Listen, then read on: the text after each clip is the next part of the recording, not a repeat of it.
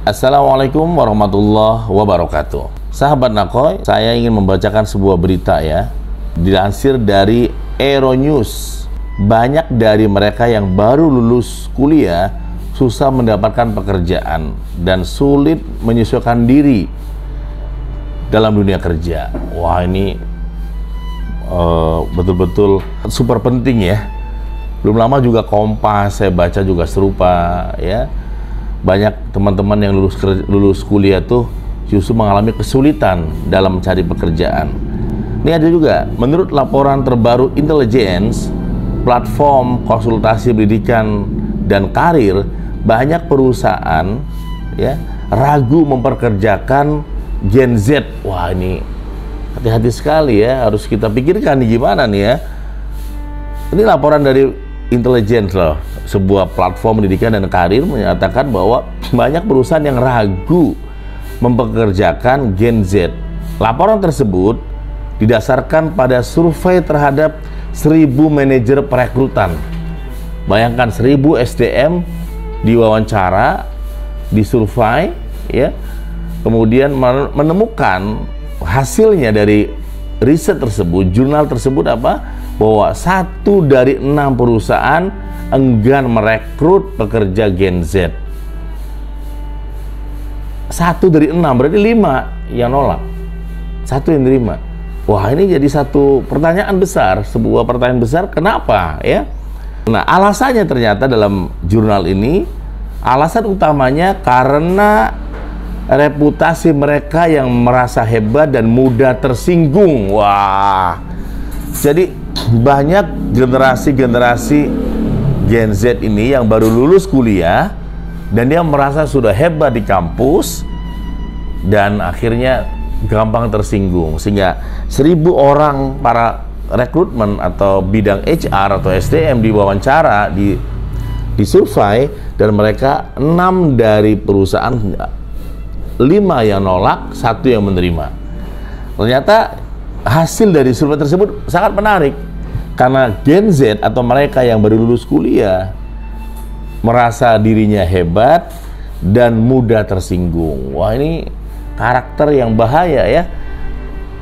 Kalau dia sudah merasa hebat di kampus dan ketika ditegur oleh atasan gampang tersinggung, gampang marah, gampang baper.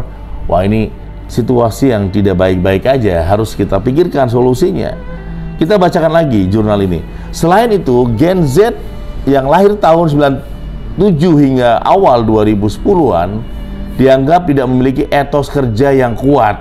Wah, ini ya, etos kerjanya lemah, kesulitan berkomunikasi.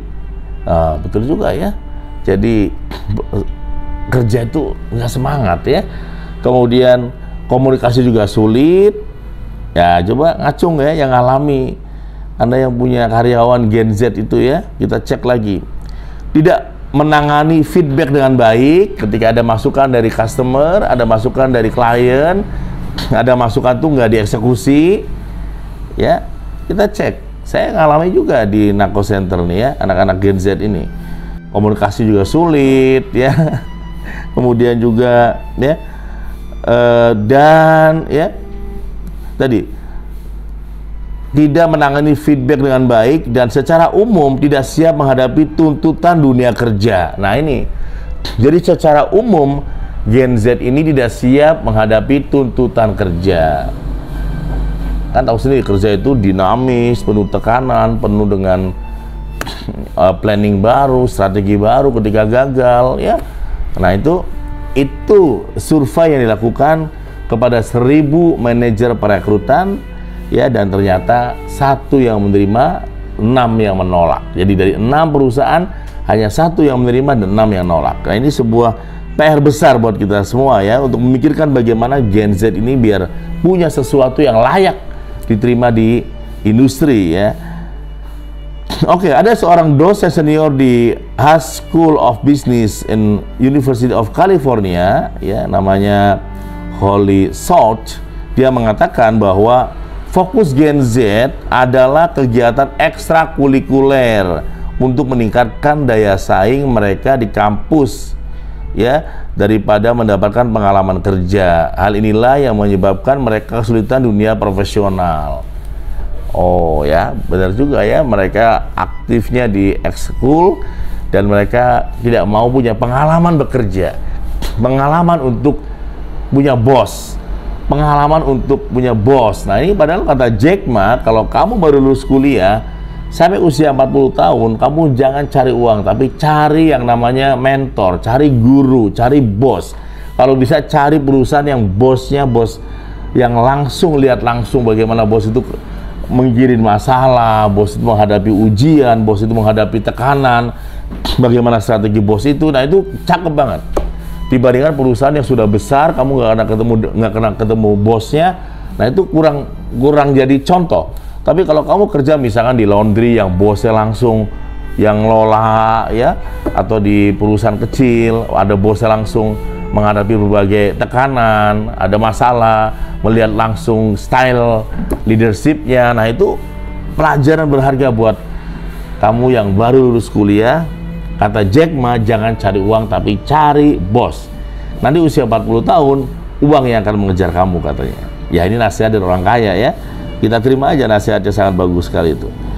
Nah ini kita lihat. Menurut dosen ini mengatakan, mereka Gen Z tidak mengetahui keterampilan dasar untuk berinteraksi sosial dengan pelanggan.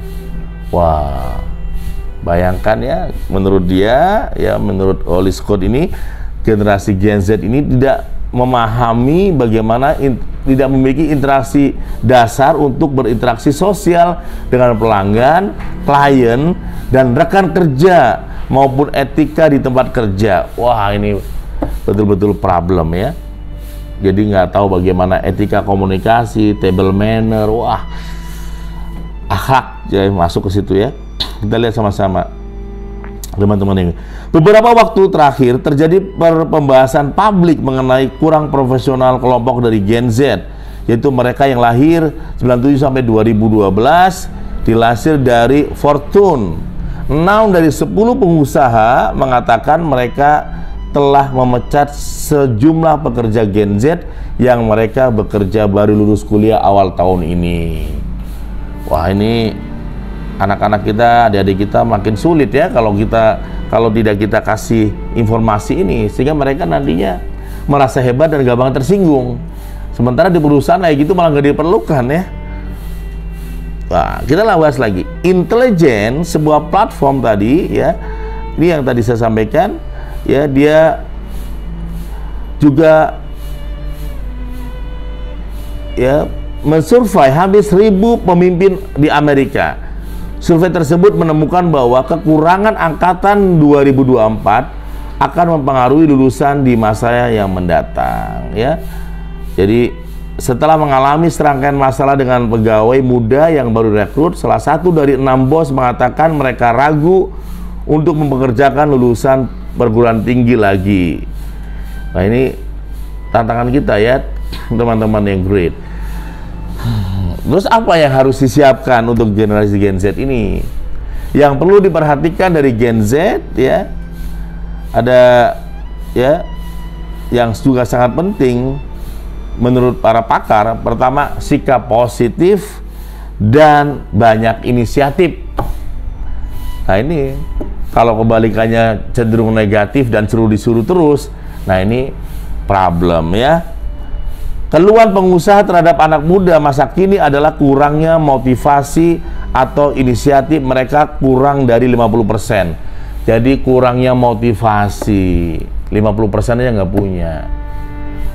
Pikir-pikir iya juga ya. Silakan komentar ya kalau teman-teman ngalami ya. Pemimpin yang disurvei menyebutkan hal itu sebagai alasan mengapa hubungan mereka dengan karyawan baru tidak berjalan baik. Jadi banyak hambatan di situ ya teman-teman yang great.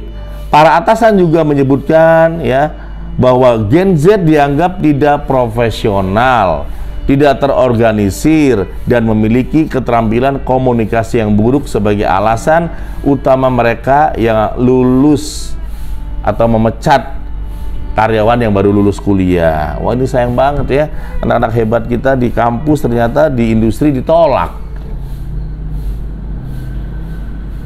kita harus memikirkan. Para pemimpin mengatakan mereka telah berjuang dengan tantangan nyata. Generasi terbaru termasuk sering terlambat bekerja dan rapat. Wah, ini juga dialami ya. Gen Z sering terlambat rapat dan masuk kerja. Tidak menggunakan pakaian yang sesuai kantor dan menggunakan bahasa yang sesuai dengan tidak menggunakan bahasa yang sesuai di tempat kerja. Jadi pakaiannya semaunya, bahasanya bahasa sendiri. Setuju nggak? Ngalami nggak Anda punya pegawai jadi Gen Z itu ya? Nah, Kepala Penasihat Pendidikan dan Pengembangan Karir Intelijen ya, Hai Nguyen menyarankan lulusan Gen Z untuk mengamati cara bekerja orang lain, bagaimana berinteraksi guna memahami budaya perusahaan di perusahaan baru mereka di mana bekerja ya, di mana mereka kan lebih mudah berinteraksi dan punya inisiatif. Nah, teman-teman yang great, sahabat-sahabat hebat, itu riset hasil dari 1000 orang diwawancara, para manajer HR atau HRD. Ya, sampel ini membuat kita merenung, bisa jadi Indonesia juga sama ya. Tapi saya sendiri melihat iya sama ya. Nah, apa yang harus solusinya? Nah, solusinya buat orang tua, anak koya ya, anak koya menjadi solusinya ya. Jadi asrama mahasiswi anak koya menjadi solusi dari persoalan tersebut, agar mahasiswa lulus nanti tidak hanya menerima ijazah, tapi juga punya yang namanya EWS. Apa itu? Attitude, Wisdom, and Skill. Nah, disinilah yang membedakan antara ya anak putra-putri Anda di asrama anak koya atau tidak. Di anak koya, mereka belajar tentang attitude, wisdom, tadi table manner, wisdom ya. Tadi kan dibahas juga ya, bagaimana cara ngomong ke atasan, bagaimana cara duduk ya, cara ngasih makanan. Nah, itu nggak diajarkan di sekolah, di kampus, sahabat Nako. Jadi di Nako School atau di anak koya ini, para mahasiswa-mahasiswi yang belajar, dia kuliah di mana, mondoknya di anak koya ini akan belajar EWS, Attitude, Wisdom, and Skill. Ya, ini yang sangat penting, teman-teman hebat, sahabat yang great. Ya, sebuah program interpersonal skill dan soft skill yang memberikan pengaruh besar kepada mahasiswa ketika lulus nanti. Bayangkan ketika dia lulus, 4 tahun dia kuliah, dia tinggal di asrama anak koya, punya attitude, punya wisdom, dan punya skill. Wah, itu rebutan nyari dia. Hakul yakin, trust me, perusahaan, lembaga nyari dia. Bukan mata-mata dia pintar ya.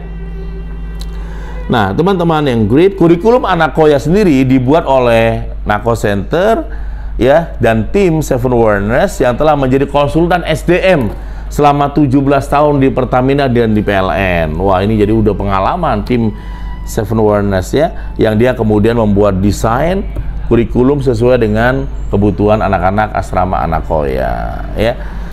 Nah, ini menarik ya, menariknya gini. 7 hari di anak koya itu temanya beda-beda. Hari Senin yaitu Awareness of Thinking, bab pertama Seven Awareness, mahasiswa belajar public speaking. Hari Selasa Awareness of Silence ya, mahasiswa belajar tentang tafakur, meditasi, yoga, dan sebagainya. Hari Rabu Awareness of Success, mahasiswa belajar tentang team building, kekompakan, outbound. Hari Kamis mahasiswa belajar Awareness of Soul, mahasiswa belajar tentang kekuatan jiwa ya, jiwa yang kuat, jiwa yang siap dengan tekanan ya. Hari Jumat Awareness of Wisdom ya, bagaimana mereka belajar komunikasi yang efektif, komunikasi ya. Hari Sabtu Awareness of Vision, belajar tentang leadership, with vision leadership. Dan hari Ahad ya, minggunya, belajar tentang Awareness of Surrender, mahasiswa belajar tentang latihan kesabaran, keikhlasan, ketekunan, dan sebagainya. Nah, itu sangat penting ya teman-teman hebat. Belajarnya, kuliahnya pagi dan malam hari, karena siang harinya mereka kuliah. Alamatnya ada di belakang kampus Unpam Victor Jadi kalau dari kampus UIN kurang lebih 20 menit kalau naik motor. Kalau dari kampus Unpad Victor hanya 5 menit. Ya, dan silakan bergabung buat orang tua yang menyimak video ini. Jangan sampai putra-putri Anda sudah bayar mahal, sudah keluarkan uang begitu banyak, pada saat dia ngelamar kerja ditolak karena nggak punya EWS, attitude, wisdom, dan skill. Wah, ini sayang sekali, nilainya bagus di kampus tapi ditolak oleh perguruan, oleh perusahaan-perusahaan ya. Jangan sampai. Maka Nakoi Center melalui asrama Anakoyanya memprepare itu semua. Tapi mohon maaf, kelas kita ini hanya untuk 100 mahasiswa. Baru ruangannya, kamarnya untuk 100. Jadi kalau Anda datang dan sudah penuh, mohon dimaafkan ya. Jadi silakan langsung cari aja di media sosial Anakoya, asrama Anakoya Indonesia. Itu langsung bersama Nakoi Center dan tim Seven Wellness ya. Hati-hati buat Anda adik-adik saya, para mahasiswa-mahasiswi yang baru kuliah, jangan hanya hebat di kampus, prepare.